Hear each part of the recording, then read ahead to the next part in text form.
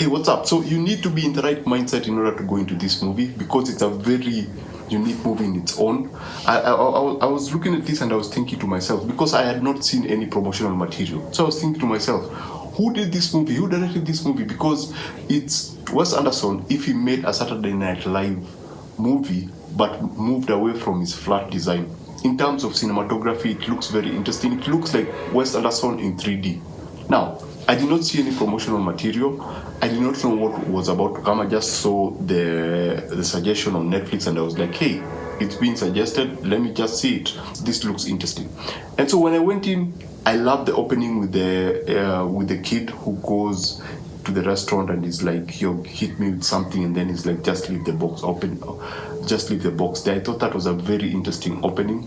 I thought it set the mood of the movie perfectly, because it just told you, if you're not ready for this kind of humor, please just go away, because this is more like Anchorman. It has that Anchorman kind of vibe.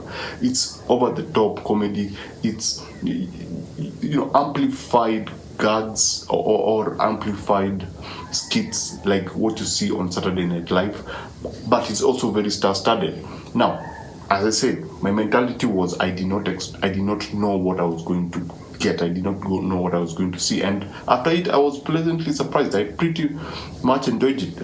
I pretty much enjoyed it. I loved the movie, and apart from that, now let's just stop there.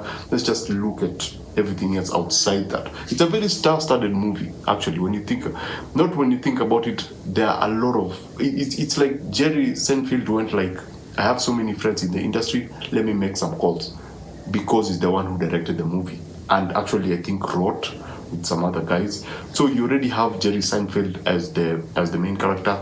You have Melissa McCarthy, who surprisingly was really awesome in this movie. Her comedic timing was okay. We have Jimmy Gaffigan. We have Hugh Grant in a very weird as usual role. I think he loves these weird roles.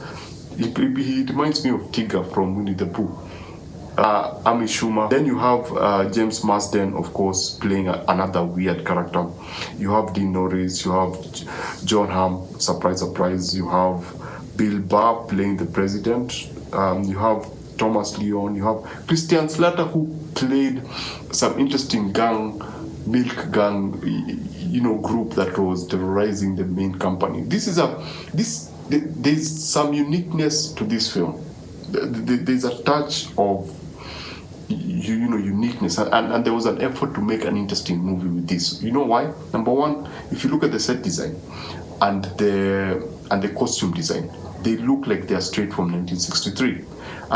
Even they try to put you in that particular time period. It's like we are in 1963 and this movie had just been released, because the color plus the world in itself, the cars, nothing feels old, or at no point do you see them telling you, hey, look at how old this is, look at all this old school stuff. No, it's just focused, and it tries to play into that particular time period.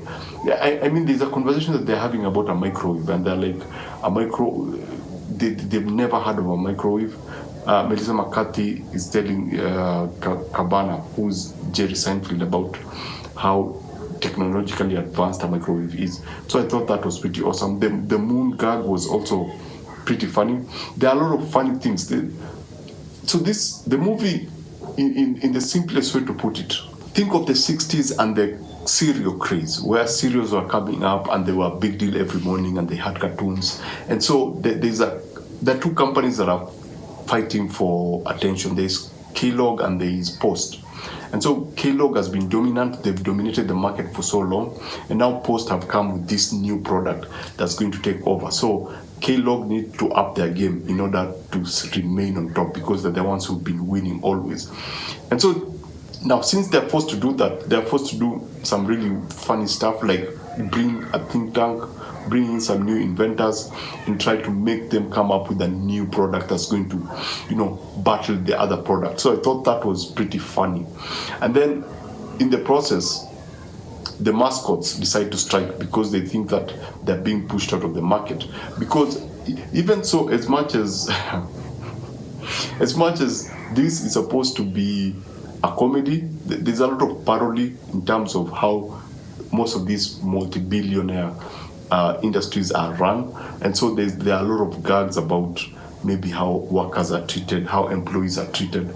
So you find the mascots going on strike, they're outside, and so you have that ending that is over the top in quotes.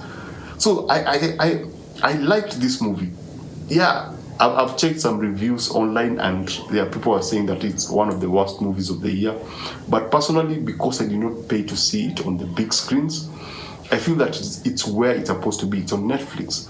So if it's on Netflix, it's a much easier watch. It doesn't have to take this big, or I like the fact that they try to experiment rather than stick to what we're used to, stick to the same old formula. There was style, there was a story, there was style, and there was just comedy, weird comedy that I wouldn't pay to see it in the cinemas. But if it's it's on Netflix and it comes with my subscription, it's something that I would welcome. So Unfrosted is not, I wouldn't consider this to be a bad movie. It's entertaining depending on your state of mind.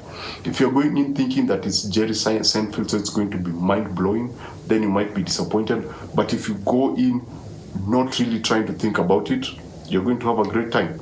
If I was to give this out of 5, I would give this a 3.5 out of 5. I had a great time. I was laughing every now and then because obviously there's the, where I come from in Africa, we don't have the cereal craze. We don't eat a lot of cereals.